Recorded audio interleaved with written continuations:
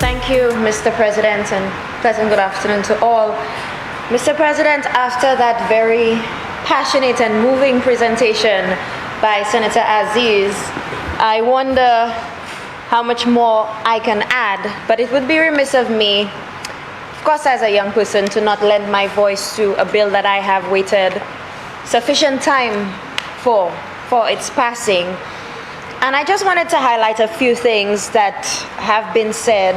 But first, through you, Mr. President, if you would permit me to congratulate Honorable Philip J. Pierre. It was exactly 1 year ago today where he was sworn in as Prime Minister of St. Lucia. And I remember getting that call to host his swearing-in ceremony, and I was shaking. Me? Why me? But I know that our Prime Minister has always believed in the capabilities and the abilities of our young people. And even at a tender age, he appointed me as an opposition senator. And of course, it is because of his confidence I am here on this side as a government senator. So I want to take this opportunity to thank him and of course his government for a successful 1 year in office.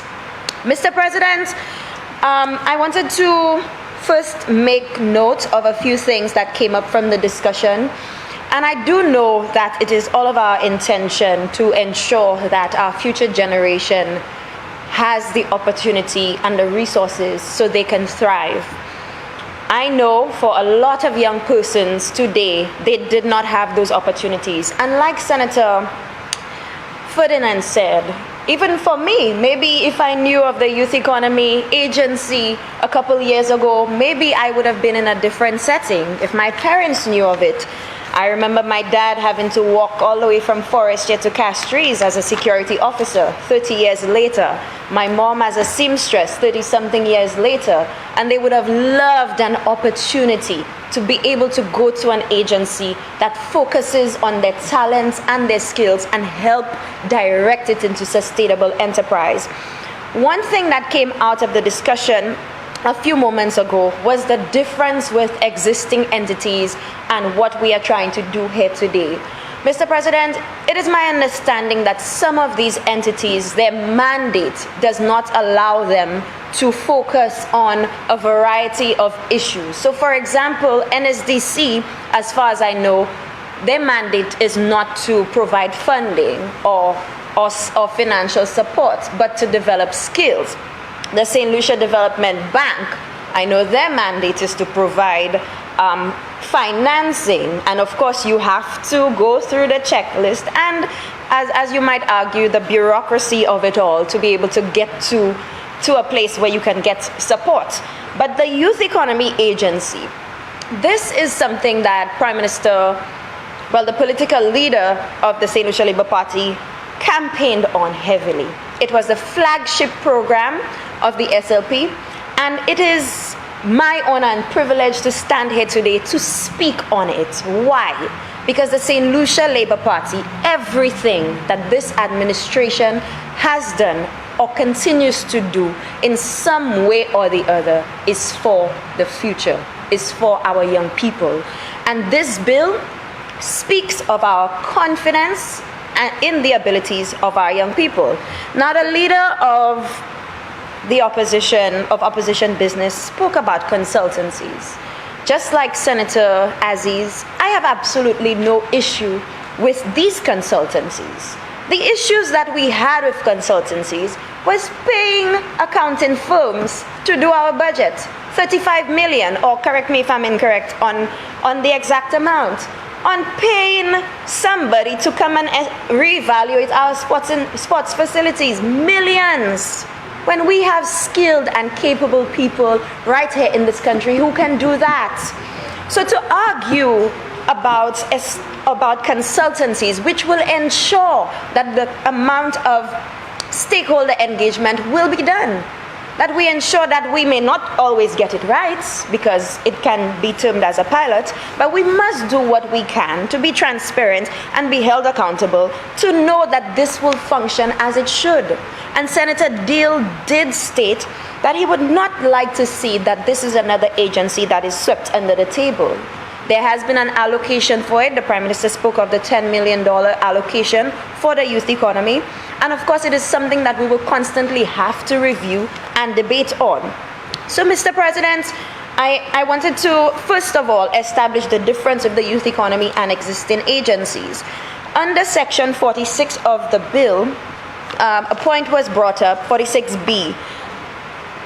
A young person may make an application to the board to access the youth economy program if the young person B is operating a micro business enterprise for at least 1 year or intends to operate a micro business enterprise. And I can understand why there is a request for a bit more clarification. But if I can just explain, you can imagine that if you're saying for at least 1 year or intends to operate, this would refer to the level of support that will be allocated. So for example, if you have already been in operation, you may not need support that is startup capital, but you would need support to continue so your business can thrive. But if you are a new entity, you may need startup capital. So this is simply referring to the level of support that the youth economy will provide. But of course, I do agree that we can, of course, look at the wording and tweak it a bit. If we look at F, under the same section 46, a young person may make an application to the board to access the youth economy program if the young person has a business site that is adequate and suitable for an activity. Mr. President, we know with the onset of COVID-19, a lot of small businesses sprung up out of nowhere. People have been working from home, working from their kitchens to sell their food, and so business sites may not necessarily refer to an office space in Castries or in Grosley, but it can simply be your computer, your office, or even your kitchen. I wanted to just clarify that. Mr. President, I won't go too much into what the leader of opposition said about not receiving the information, but I just wanted to state very briefly through you that there are a lot of young people who work in the House of Parliament. And if I may say, arguably, they are one of the most competent set of young people you can find. So we should not be trying to leave any doubt in their minds that they are not doing their work. We all received the paper, the adjustments from Tuesday sitting. Wednesday, we got it via email. And of course, it was all on our desk. So I just wanted to add that we really appreciate the work of the House of Parliament, especially our young people, and really want to encourage them because they are doing as much as they possibly can. So, Mr. President, going into the bill and why this is so important. Well, why did we get here? And Senator Aziz did speak a lot about working with our youth, our at-risk youth, and believing in our young people and giving them a second chance. And as I said earlier, almost every single thing that this administration has done or has come into this House for over the last year has been impacting our young people. Even when we expunged the criminal records of young persons who carried or who had cannabis in their possession, 30 grams or less. These are simple examples of why we are deciding that we need to believe in our young people and we need to give them a second chance.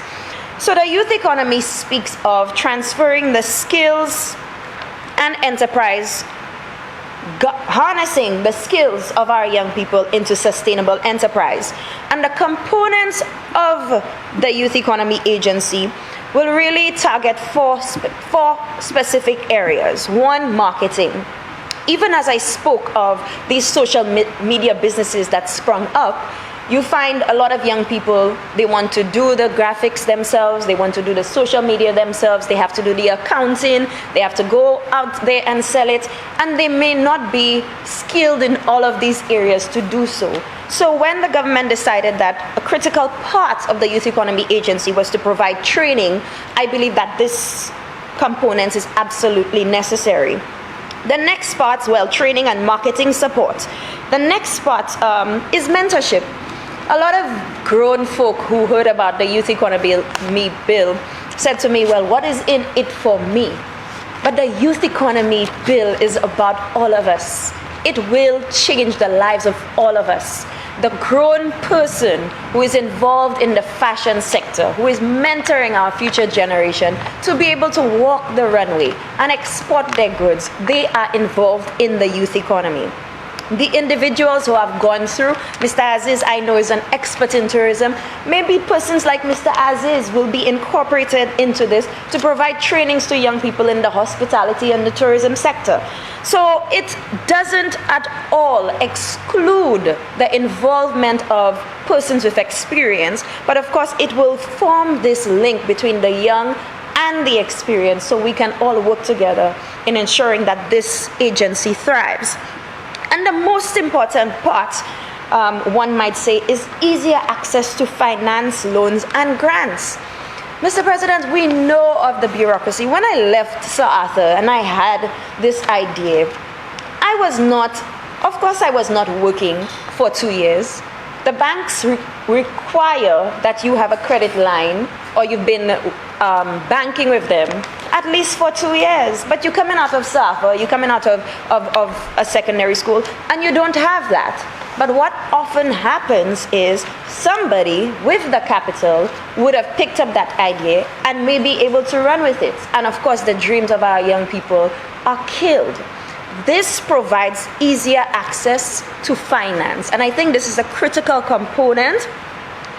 There is a note in the bill which states that a certain amount cannot be exceeded. But Mr. President, if somebody can come, walk into the Youth Economy Agency and say, I have this idea, I need assistance with marketing, I need assistance with my business plan, and I need maybe $5,000 to at least start up without having to go through the red tape of going to a bank, they can get easier access to that. And that is the main difference between the Youth Economy Agency and, of course, maybe the SLDB, where you would still need to have somebody to guarantee your loan or still have somebody to be able to speak on your behalf. Mr. President, I also noted towards the end of the bill some additional concessions that are provided for persons who would like to benefit or who are interested in benefiting from the youth economy. And it reads 100% waiver on custom duty imports, 100% waiver on items that increase on the use of alternative energy, 100% waiver on VATs, building materials, etc. And of course, 100% waiver on corporation tax. I think these things are extremely important to be able to tell our young people that we are doing more than just say we can give you easier startup to finance, that if you need to order, and we know most of these things you cannot find in St. Lucia, that you can apply and you can be guaranteed those concessions. So, Mr. President, I just wanted to highlight those few things. I know a lot has been said about the youth economy. Almost every time we come to this house as a representative for young persons, I have shared my voice on it. But I really want to take this opportunity to remind all of us that we are doing it for ourselves, for our children, and of course for our children's children.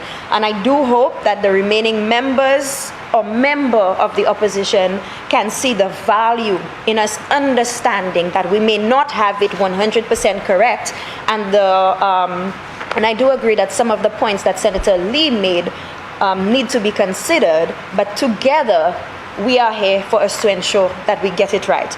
And if we invest in our young people, we show them that we have trust and confidence in them, Mr. President, we cannot go wrong. Too many times we have been very hard on our young people. Too many times we have looked at them and said, no, you cannot do it. Too many times we have employed a top-down approach.